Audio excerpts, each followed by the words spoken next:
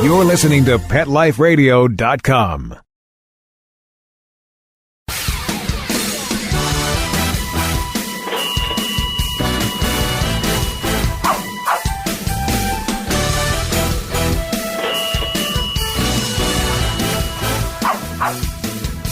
Hello and welcome to Six Figure Dog Business on PetLifeRadio.com. I'm your host, Ty Brown of TyTheDogGuide.com, and this is the show where we help you start or grow your pet-related business to a healthy six-figure per year or more income.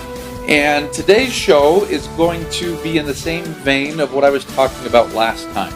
I'm going to be interviewing myself, and this time we're going to be talking about copywriting. So stay with us, and I'll be right back.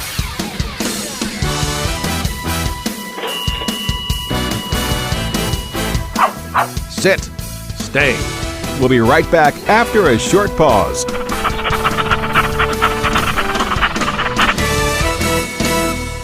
Nature at its best is nature at its simplest. At Red Barn, we've kept it simple for 20 years by concentrating on single-ingredient natural dog treats. Because Mother Nature's actually pretty good at this. Bones are just tasty bones. Meat treats are just nourishing meat.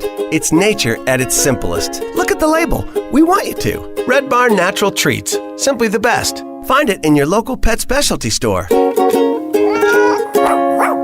Try our slow-roasted, natural meaty bones.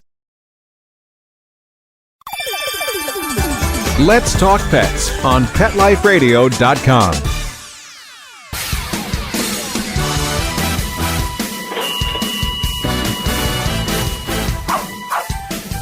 All right, so thanks for being on the show today. I'm excited to have you. And so if you missed the last show, I want to encourage you to go back, PetLifeRadio.com, hit Six Figure Dog Business, and go back and listen to my last episode.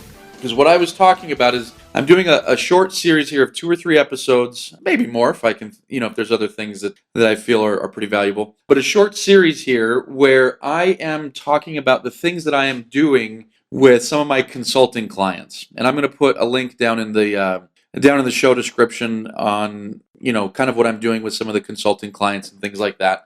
But with my consulting clients, there's certain things that I'm doing that are helping them grow their businesses. And so being in the trenches, I want to show you, kind of the stuff that's working, that's helping, that's pushing things along. And so I wanted to talk about copywriting. Now, I know a couple shows back, I did a show on copywriting, and I interviewed a really great copywriter. And the information he gave was great. I definitely recommend you listen to that one too over at PetLifeRadio.com. But I wanted to do a show on copywriting from the dog business owner perspective, whether you're a dog trainer, pet sitter, dog walker, groomer, what have you.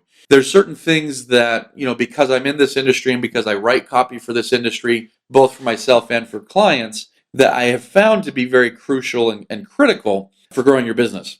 So that's why I'm doing another episode on copywriting, but it's not going to be this big overlapping episode where the information's the same. It's going to be an episode where I'm talking more directly to you. So instead, in our last episode about copywriting, it was more like concepts. Now I want to talk directly to the dog business owner and say, okay, here's how I apply this. Here's how my clients apply it. Here's ways that you can apply it as well. And so sound good? Sound fair? Hopefully, if you don't have something to write down with, go grab a pen and paper, press pause, and I'll be waiting for you when you get back. But let me first kind of define what copywriting is. And so, because oftentimes when I say copywriting, I'm not going to spend too much time here, because I know a lot of people know, but when I say copywriting, a lot of people think like make it legally yours? And that's not what I mean. When I say copy or copywriting, what I'm referring to is words that are designed to evoke a response. And so those words can be anywhere. They can be in an advertisement, they can be in emails, they can be in website, the copy that's on your website, the words that are on your website. They can be in videos, the words that we're using to get a response. They can be in phone scripts. I mean, any words that you're using in your business that are designed to get a response, I want you to think of in terms of copy or copywriting. And so it's found everywhere. It's found in basically all aspects of what you're doing in your business. And so that's where I say it's so important, because it's one of the things that I'm noticing is giving us the biggest leverage points with my clients. And so, I had one client, we rewrote some of his emails and he started seeing a bigger response. We had another client, we rewrote his website. He started seeing a bigger response. I had another client, we changed where the call to action was in her copy, and she started getting more leads. And so copy to me is why I feel that I've been able to sell millions of dollars worth of dog training over the past several years, mostly on the back of my copy. Because if you ever get the chance to look at my business, there's so many things I do wrong. So many things I do wrong. I can't even begin to tell you. Sometimes I have dog trainers come out and do shadow programs with me, and I'm like, and I know they get great stuff out of it, but I'm like, forget the fact that we make a lot of mistakes here, and we're not perfect. But at the end of the day, of course, there's enough that we do right that we're a growing business. I just got the numbers back in. We grew $130,000 last year, so I'm pretty excited about that. Hopefully we can do the same thing this year. But anyways, I'm digressing. Back to copy here. Copy is a leverage point because the exact same eyes, the exact same ears that are seeing and hearing your stuff, if we just tweak the copy, we can often see massive results, big results. And so copy is one of the biggest, like I say, leverage points that you can have in your business because there's certain things like you got to work harder, you got to do more. Whereas with the copy, it's stuff that you've already got out there. But if you can figure out a way to optimize it and do it better, you can earn a lot more money without having to do a lot more work. You got to do the work to fulfill it, but not a lot more work in actually selling it. And so what I want you thinking of is the purpose of copy. Because I see a lot of people create a website, create an ad, and they're like, well, let me just get something on there. And oftentimes they're just like, well, I'm just going to put, I'm going to put what I do on the website. I'm going to put contact pages, things like that. And there's not a ton of thought that goes into the copy, which is where you should be spending enormous amounts of time working on your copy to get it right. When I'm rewriting somebody's website, I spend tens of hours, on just one website, trying to figure out the best way to say something. Because what copy really is, its purpose is it should always evoke a response that drives somebody to what's next. And go ahead and look at most websites, most web pages, of most dog trainers and pet sitters and dog walkers. There's not a what's next. It's here's what we do. It's here's what we did. It's here's what we can do. But there's no what's next. The what's next is always something that they need to do, an action they need to take. Do they need to call you? Do they need to email you? Do they need to set up an evaluation? Do they need to buy something? Sometimes, all it needs to do is drive them to open the next email. I've interviewed Molly Rouse on my show a couple times. She was at my house for dinner the other day. It was a lot of fun, giving her a little cameo here in my podcast. But I've noticed that's one thing that she's really good at is sometimes she's sending out emails or she's writing copy on her Facebook page with the sole purpose of open the next email. Because really her goal for that piece of marketing is to get you to engage with her content even more. And so, like I say, the purpose of copy should always be to drive somebody to what's next. And so look at your ads, look at your website, look at your phone scripts, look at your email scripts. And if you don't have phone and scripts and email scripts, you need those. With my clients that I'm working with, we work on all copy, phone scripts, email scripts. How we say things in email can be critical and it can make a sale or break a sale. And so look at everything that you're doing and try to determine, okay, the words that are on this paper, the words that's in this video, the words that's on my answering machine, are these words driving somebody to the what's next? And if they're not driving somebody to the what's next, what do we need to do that? And that's what I want to talk about for the remainder of the show is how I go about writing copy, certain things that I find to be important, certain kind of styles and things like that. And so this is the part to where I wish I could say I had like a system to where, all right, plug this in and on the other side, you're going to have very good copy. And I don't. I have several systems. Whenever I'm writing copy, whenever I'm doing something, I have several systems that I use, and a lot of it's feel, a lot of it's experience. Just the more that you write copy, the more you see what people engage with, the more that you see that, what people like, what they don't like, things like that. And so I'm going to present to you a variety of options. Don't think that this is the only way. Don't think that you can't tweak these things, but these are different systems that I have for writing copy that really do a good job in evoking responses and moving people kind of to the next step. So real quick, I want to take a break. And when I come back, we're going to kind of enter, like I say, the second part of the show where we get into the nuts and bolts, the meat and potatoes, and figure out how to write better converting copy.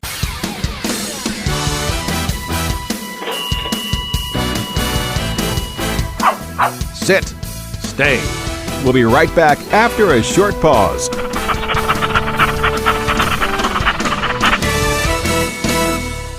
You love your dog and getting kisses from them. But their breath can be downright stanky. Knock out their smelly breath with Stank Be Gone. Stank Be Gone is made with natural ingredients to eliminate their bad breath while helping to reduce plaque and tartar. Just add a capful to your dog's drinking water. Stank Be Gone is only $19.95. Use promo code STANK to receive a second bottle for just $5. Go to stankbegone.com today. That's stankbegone.com. So when we brought him home, we didn't realize that Bear, the rescue dog, was actually sick. He had very flaky skin. He was dropping a lot of fur, and the vet wanted to do steroid injections, special dog food. Nothing seemed to work. So I've been hearing Dinovite on the radio for years. DINOVITE.com. 859-428-1000. It never actually crossed my mind to try it until I was just at a dead end. And then it finally sunk in. Oh, you're talking about hair and skin. And all right, I'll try it. Well, it took probably 6 weeks, but after we started using Dinovite, no more flaky skin. He doesn't scratch and itch, and he started to put weight on. It was awesome. He makes us feel like we saved him. Every rescue dog in America deserves Dinovite for 90 days. I wish that we would have started the Dinovite right away. It would have been so much easier. 859-428-1000. DINOVITE.com. Let's talk pets Let's talk pets on Pet Life Radio. Pet Life Radio. PetLifeRadio.com.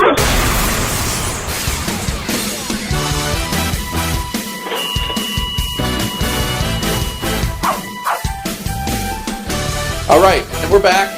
And right before the break, I said we are going to talk about how to write better converting copy. And do remember that. Remember that all of your copy is designed to convert into something. It's convert into an action. A lead, a sale, an email, open my next email, things like that. All right, so there's different kind of styles that I take when I'm writing copy. My favorite one is storytelling. Stories are so powerful. I mean, if you look at like objective, what am I trying to say here? Like objective analysis of certain people in history. And I'm not trying to be, strike religion from this, but, you look at how people talk about Jesus Christ, and the words that he spoke, right? Objective observers look and say, all right, how is it that, today, 2,000 years later, this man has, such a following? Some people say, well, the guy never even existed. Some people think, entirely differently. But regardless, historians and professors and pundits and all sorts of people look back and say, how does this man have such influence? And what is basically undisputed is because he taught with stories, right? In biblical terms, they're often called parables, right? Yeah.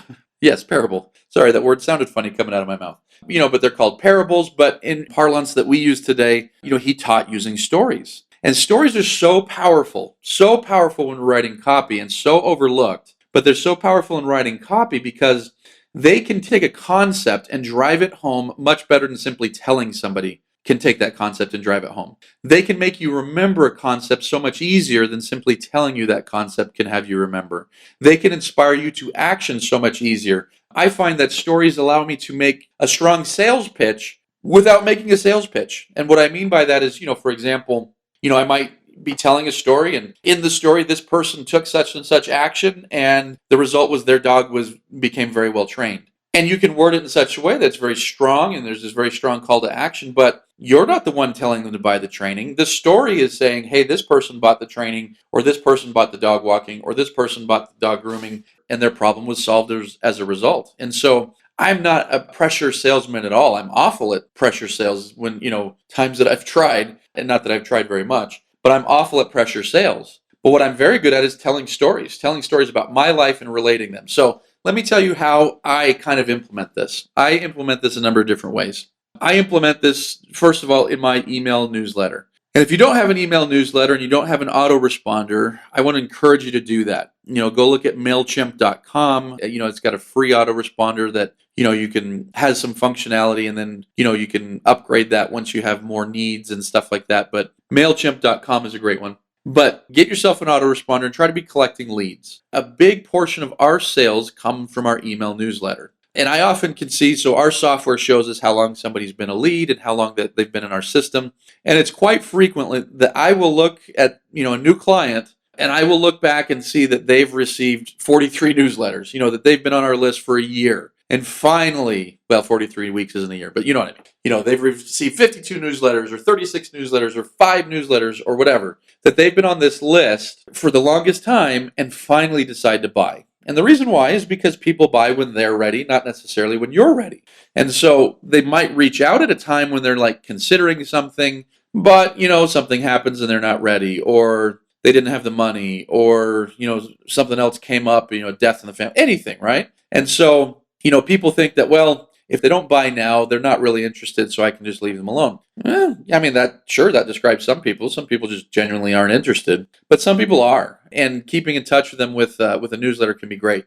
I do weekly, so every week, every Tuesday morning at 10 a.m. Mountain Standard Time, I send out a newsletter. And my newsletter, 99% of the time, is a story from my life. Frequently, it's a funny story. At least to me, it's funny. I laugh. Other people might not be laughing, but I laugh. And so I share this story, and then I relate it back to dog training, and you, of course, relate it back to dog grooming or what have you. And so as an example, I sent today, I'm recording this today on a Wednesday. I sent out the newsletter yesterday. And the newsletter I shared yesterday was a story about when I was 12 years old. I went on a Boy Scout camp out in the winter, and another Boy Scout, broke my fingers by slamming my fingers in the car door. And I fainted, and it was an awful camp out. And shortly thereafter, I quit Scouts forever. And I'm not a Boy Scout. I'm not an Eagle Scout. So, all that stuff. And so you might say, what the heck does that have to do with dog training? Well, the story doesn't, but I can relate anything to dog training. And so, what I talked about was how this boy showed no remorse.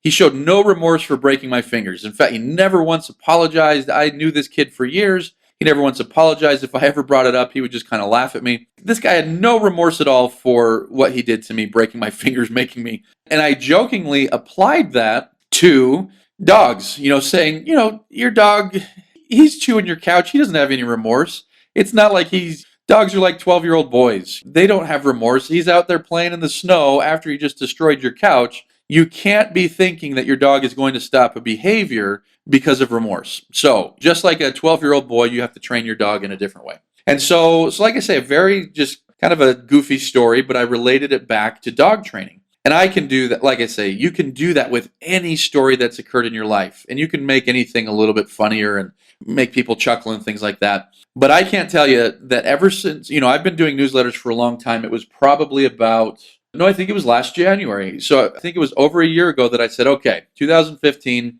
I'm going to change how I do my newsletters, and they are going to be stories. Because not only, like I say, does it captivate people and they're interested, but they get to know me. And so frequently, like today, somebody came in to drop off their dog from daycare, and they said, your fingers, huh?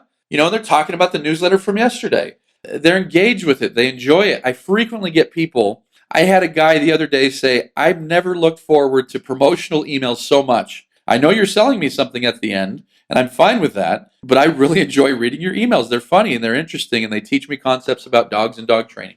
And so now on the flip side, I randomly will get emails from people saying, screw you. How dare you keep sending me this tripe? I remember a guy recently called it tripe. He said, you're sending me this tripe. I wanted to learn about dog training, and you just tell me these stupid stories. And so, of course, obviously that's not a good client. That guy self-selected himself out of my process. And so it was a good thing he never became a client, because he probably wouldn't resonate with us anyways. But anyways, I use stories in newsletters all the time, and they're so powerful. Now, I also use them in website copy. And this is something that as I do this with my clients, a lot of them are a little bit hesitant to do so, because they're like, well, this isn't like any program page that I'm used to seeing.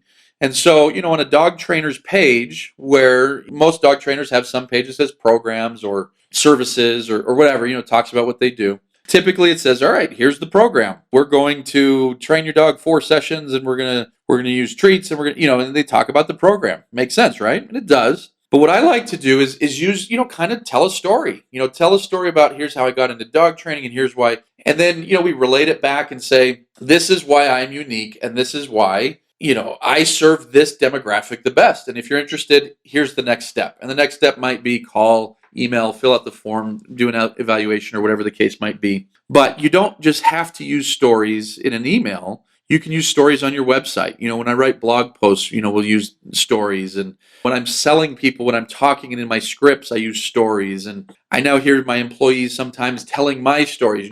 Ty actually tells this story about this. And so stories are one of the most powerful ways to get your copy out there. And so I encourage you to figure out how you can do that. Last benefit in that, and then I'll move on to the next thing. And I already kind of alluded to this, but stories get people to know you. And so there's a term, I'm trying to remember, I think it was Dan Kennedy who came up with the concept of know, like, and trust. That people want to buy from people and businesses that they know, like, and trust. And if you go to most people's websites, there is not a very good ability to get to know, like, and or trust you. A lot of websites are pretty sterile. Here's what we do, and we're good at it. Here's what we, hire us. And so they're pretty sterile. And so for someone to know, like, and trust you, they kind of have to take the next step, right? They have to pick up the phone, or they have to come in for an evaluation, or they have to scour your Facebook page or something. But if you make it easy to know, like, and trust you through copy with stories, I can guarantee you that, well, I shouldn't say I can guarantee because I don't know how you're going to do it, but it can be incredibly powerful for driving sales. And so like I say, we did a lot of marketing things last year, but we grew by over $100,000. A big part of that through stories, through telling stories and having people know me better and know our process better before they ever reach out to us, before,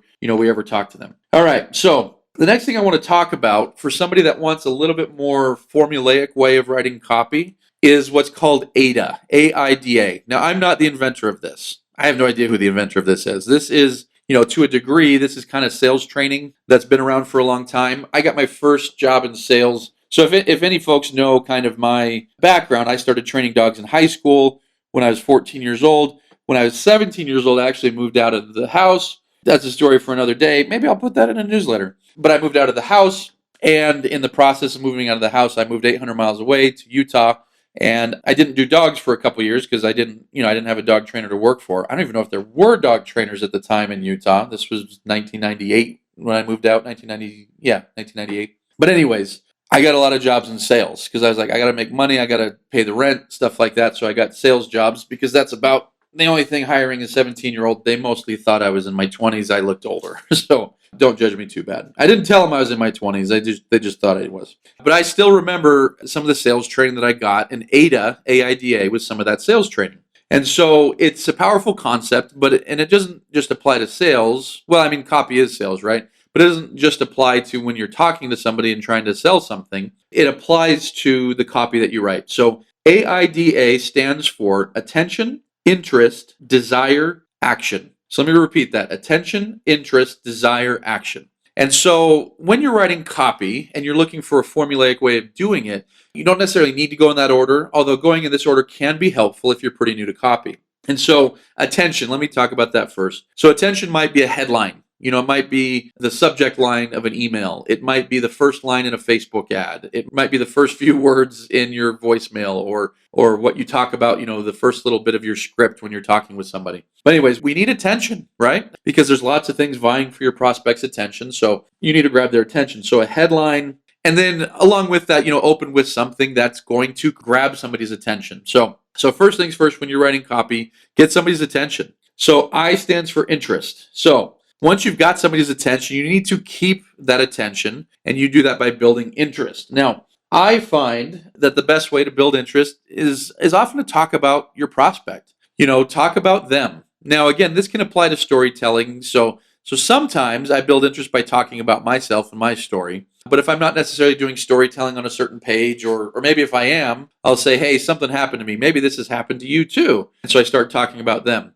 But, a lot of people are interested in themselves, myself included. So we want to start talking to our prospect and about our prospect in, let's say we're doing website copy or a video or something like that. So we want to build their interest by talking about them. Now, talking about them, what we need to remember is we're in the business of solving problems. If you're a dog walker, the problem you're solving is, this owner who's worried that their dog is alone and bored all day at work and chewing up the couch. Well, they're at work. If you're a dog trainer, the problem you're solving is the aggression or the anxiety or the leash pulling or whatever. If you're a groomer, the problem, that you're solving is they don't feel like doing it at home, and they probably can't even do a good job at home anyways. And so anyways, we're in the business of solving problems for our customers. the problems that they have with their dogs. So talk about that. Talk about those problems and stroke that a little bit. Like, hey, if you're dealing with aggression, gosh, this is tough. We had this person, they were sued because their dog was aggressive, and, the only way they saved it was they came to us. So like I say, you can weave storytelling into that as well. But we need to capture interest and keep that interest. And most of the time, you're going to do that by talking about them. So AI, attention, interest, D is for desire. So as we're talking about them, we need to build that desire. If not, it's just a nice little story and they read a nice little story or they saw a nice little video. But we need to build desire. And so the desire is for what you have, is for the solution that you are selling. And so the way that I find is often very helpful to build desire is to talk about possibilities. Talk about things that have happened for you, talk about things that have happened for clients, talking about testimonials like this person had this result, or as we apply this formula, this is the type of result that we see. We see dogs no longer anxious, or we see dogs that are no longer chewing because they're tired from their walk or whatever, right? And so when we're trying to build that desire, it's talking about the possibilities, what can occur. And so you need to be painting that picture. You need to be telling that story. In fact, when I'm talking with my employees, I say that one thing we always need to be doing for our prospects and for our customers and clients is we need to be helping them see into the future. Like, what's possible if you buy our services? Or what's possible if you come to your second session? Or what's possible if you put in the work, and you walk your dog every day? And so we paint this picture of what the future looks like, and this is how we create a lot of desire. Because when they realize that there's this benefit coming, it does a great job to create desire. And then lastly is A, action. We need to call them to action. And this is one of the biggest mistakes I see on sites, and I'm redoing my site, and as I'm redoing, I'm like, shoot, I'm even screwing this up. I don't have enough calls to action. And so calls to action need to be very clear. What is the next part in your sales process? Don't just say contact me. The next part of the sales process might be we need to have a phone interview, or we need to meet so that we can do an evaluation of your dog, or you need to bring your dog in so that we can tell you how much it's going to be to groom them, or whatever it is. The next part of your sales process needs to be that call to action. And it needs to be clear, and you can't have a million of them. This page can't say, hey, call us if you're interested. And the next page says, hey, why don't you email us? And the next page says, fill out this form. Now, you can definitely have those calls to action, but what I'm getting at is, fill out this form and you'll get your free evaluation. And the next page is email us for more information. And the last page is call us with questions. Those are 3 different calls to action. And so you can have calls to action that are call us for this, email us for this, fill out this form for this, but they need to be pretty standard. Here's the next step in how we do things. It's call us, and what you're going to get is a phone appointment. Call us, and you're going to get an in-person appointment. Buy this right now. Whatever it is, call to action. So AIDA, attention, interest, desire, action. Look at your copy. Look at your Facebook ads. Look at your YouTube videos. Look at the copy on your site. Do you have AIDA in there? All right, last thing I want to talk about, because like I say, I wanted to provide you a variety of different tools and things that I pull out of my tool chest when I'm writing copy, is something I see done wrong so frequently. And I'm talking about features and benefits. And so it's kind of a well-known fact that people tend to, there's going to be outliers here, but people tend to buy things, especially larger ticket purchases, which is what a lot of us are selling. Even if you're a groomer, it's a larger ticket purchase because they might come back 10 times in a year and you just made $1,000. Especially with large ticket purchases, we find that people are going to buy based on emotion, and they're going to rationalize their purchase decision based on facts, based on features. And so what I mean by that is, in order for someone to buy, they usually need to have some sort of emotional connection to the person, the product, the service, whatever, and how it's going to solve their problem. And so I can guarantee you, talking, about dog trainers, for example, but this can apply to whatever your business is. Nobody woke up this morning and said, I need 4 sessions of dog training. Nobody did. Your prospects did not wake up and say, oh gosh, I hope I can get 6 group classes. Nobody woke up thinking that. But somebody did wake up this morning saying, oh my gosh, my dog peed in the house again while we were sleeping. I need to fix that. And so if you're talking to them about, well, come to us and you can get 4 sessions, they don't care about that. They care about, how do I get this dog to stop peeing in the house? I don't know. Does that happen in 4 sessions? Does that happen in 1? Does that happen in 8?